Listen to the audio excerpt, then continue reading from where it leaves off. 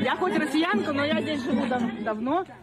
И работала в диагностическом, открывала его когда-то.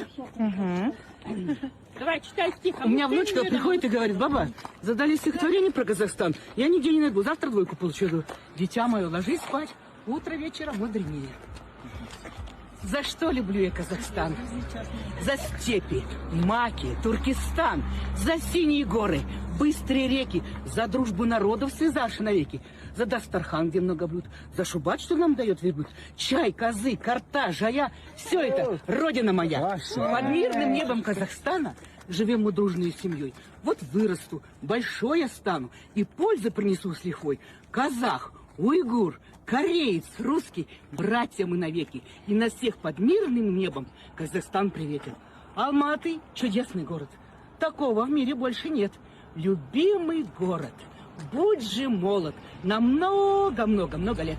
Дай Бог вам здоровья, до слез. До слез. Нет, это мы называем наши Орстары, вот наши русские. Да, а мы отличаемся. Да.